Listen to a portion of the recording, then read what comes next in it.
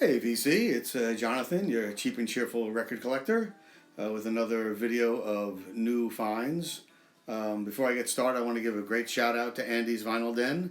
He did a video just the other day where he picked the 12 channels that don't have enough followers, and mine was one of them, so I appreciate that. We all have, the 12 of us have less than 100 subscriptions, and his thought was that we need more viewers, and I couldn't agree more, so I really appreciate him adding me to that list. I'm going to go check out some of those other people on the list and add them to my subscribers, and hopefully they can get more people watching, and me too. Really love the vinyl community. People are great in it. Met some friends through it, and I just love digging for records. What can I tell you? My whole thing is that if you're new to my channel, is that I built this great record collection, over 1,600 albums for $5 and less. 90% of the records are less than $5 cost me. I love digging. I love going to Goodwill and thrift stores and antique malls and barns, digging around for records. I mean, it's very easy, I guess, and if you want to do it, that's fine. People like to go onto Amazon or eBay or whatever and just pay the money and get the record they're looking for, and that's fine if that's what you want to do, but I enjoy the hunt. I enjoy going into a barn. I went to an old barn up in northern Maine. Guy must have had 10,000 records all stacked up in boxes, and I spent 3-4 hours digging around, and I just love that stuff, and you never know what you're going to find, and if it's only $1, you can try something new that you're not sure you're going to like, and it's only $1 or $2. But if I spend $18-20 on a record and it's a bomb, I really feel like I'm screwed. So I hate doing that. I just love the dig. It's all about the hunt for me. So anyway, I got a whole stack of records that I've been really lucky recently at Goodwill, etc. So let's jump on it. First one up is the first Maria Muldaur album. This was 1974, I think it was. 73. Maria Muldaur originally was in a band called the Even Dozen Jug Band. They put out one record. The company asked them to go on tour, and they all said, "No, we're in college. We're going to finish college." So they all quit, and that was the end of that band. Then she joined Jim Kweskin Jug Band, and where she met her husband Jeff Muldaur. Originally, she was Maria D'Amato, and then she met her husband Jeff Muldaur in the Jim Kweskin Jug Band. Had a couple albums with them, and then she went out on her own. This was her first solo album, and besides the regular musicians on here, she has Ry Cooder and Dr. John. So that's really Jim Keltner, Clarence White, Amos Garrett, Freebo. So great musicians on this. Nice gatefold with a beautiful picture of Maria in there. And this one has Midnight at the Oasis, which was a hit for her, I guess.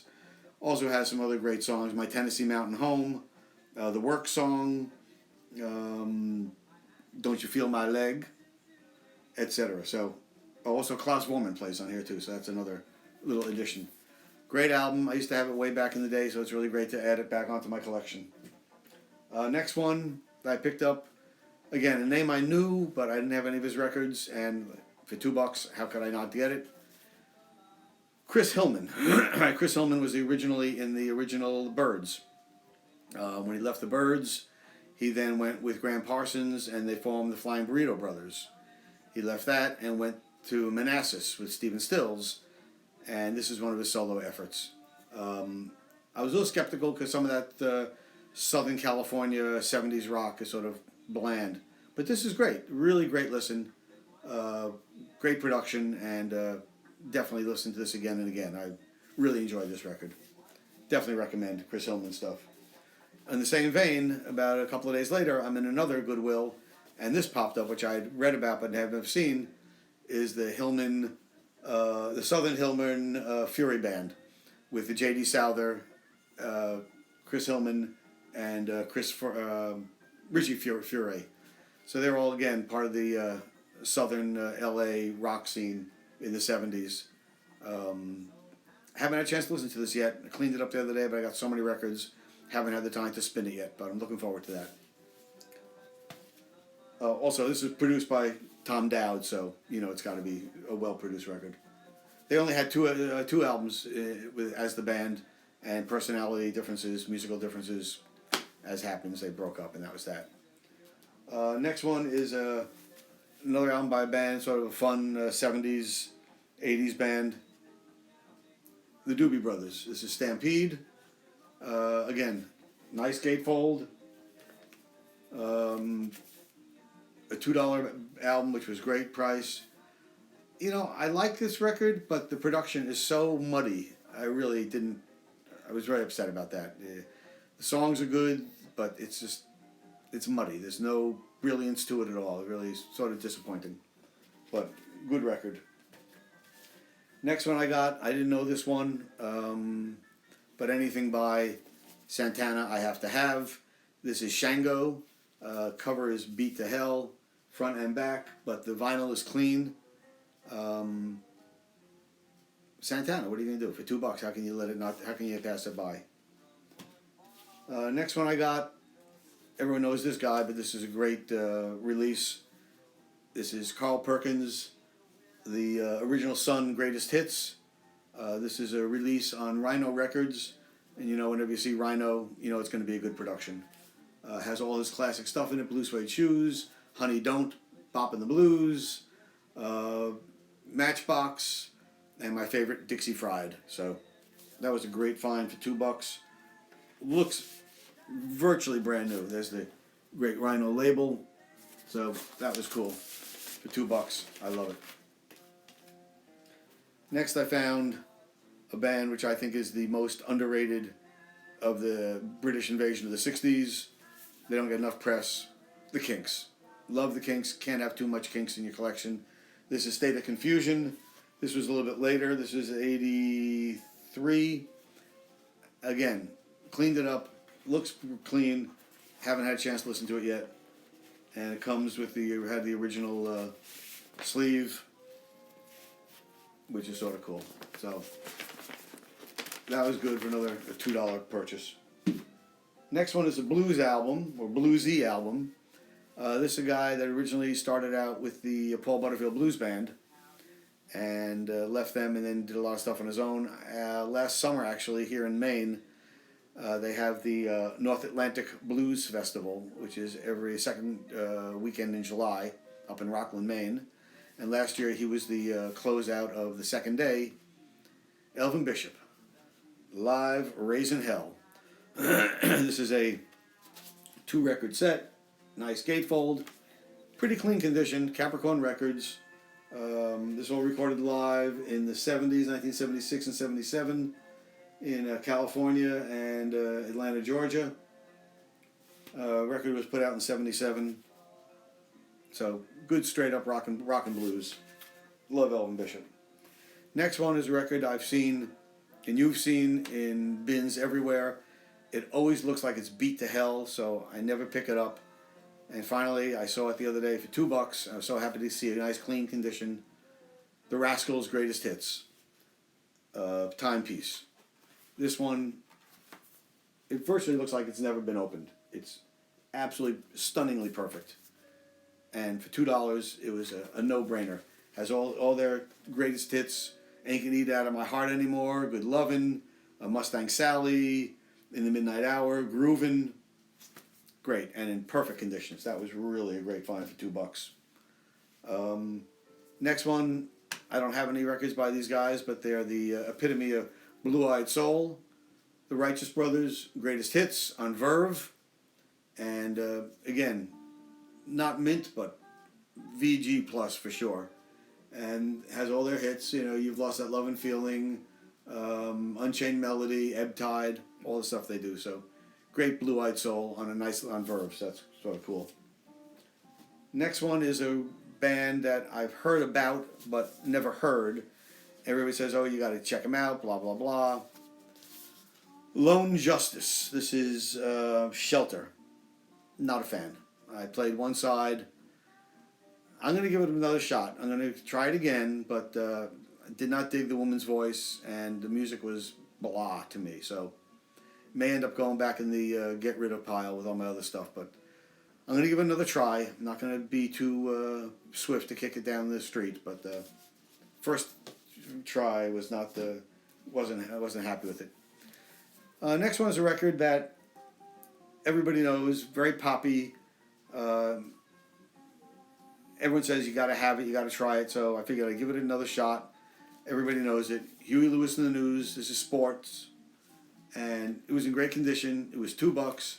Came with the original sleeve with all the lyrics. So I figured for $2, how can you not have it? It has all their, everyone knows those songs: "A Heart of Rock and Roll," "Heart and Soul," "I Need a New Drug," "Walking on a Thin Line." So there. Huey Lewis in the News. Next one is a classic from the 60s, or the 50s actually. I have one or two of his, but I can't get enough, at least I can't get enough of Fats Domino. This was a really nice 2-record gatefold with a whole booklet inside, which is attached, which is very cool, so it doesn't get lost. It has pictures and stories about Fats. So love the Fat Man. This is a repress, not the original, but that doesn't matter to me too much. Has all his greatest hits: Blue Monday, I'm Walking to New Orleans, Blueberry Hill, Ain't That a Shame, I Hear You Knocking, My Blue Heaven. 2 records of Fats for $2. How can you not? Next one, another 60s icon. Saw these guys at Woodstock. John Fogerty from Creedence Clearwater Revival. This, I think, is his second album. It's all right. It's fine. It's not great. The recording is a little muddy for me, but John Fogerty, $2. Next one is a in the background. Let me show you what we're listening to. This is the Central Park Sheiks. This is a record from 1976. I had this originally in 1976 when I lived in New York City. Album got lost back in the mist of time. It sort of went away, so I was happy to pick up a new copy of it. They're sort of a little country, a little gypsy jazz, a little Don Hicks and Hot Licks kind of thing. Really great. Love this record. Actually did some digging and found out that one of the leads of this band went on to continue his music and is a professor at Berklee School of Music in Boston. So, fun stuff. If you ever see that and you like that gypsy jazz kind of stuff, highly recommended. Central Park Sheiks. Next record is a folk album from a guy from Connecticut and New England area. Probably don't see him a lot outside of New England. Certainly probably don't see his records a lot outside New England, but here you see him frequently. Gordon Bach. Straight folky. Good stuff. Really good stuff. This is from 1983. This is with Ann Mayo Muir and Ed Trickett. Straight folk music. Great stuff. Really nice. A super musician. Really talented. This next one, never heard of these guys. It was from 1974. So I figured, what the hell. Cottonwood South is the name of the band. From what I can gather, I haven't listened to this yet. I just cleaned it up yesterday. Going to be generic Southern rock. But this is white label promo. In good shape. The cover is sort of beat to hell. I cleaned up the back pretty good, as best I could. But as you can see, the cover is sort of beat up pretty bad. The vinyl's in pretty clean shape, so we'll see what it sounds like. Not expecting a lot, but, Southern rock on a white label promo for $2. Hard to say no. The next one is a band that I assume everybody knows. Saw them about 3 years ago here in Maine. They gave a great show. Hot Tuna, Yorma and Jack from the original Jefferson Airplane. This is Final Vinyl, and this is from 79 on Grunt Records. So, typical Hot Tuna, great stuff though. Candyman, Keep on Truckin',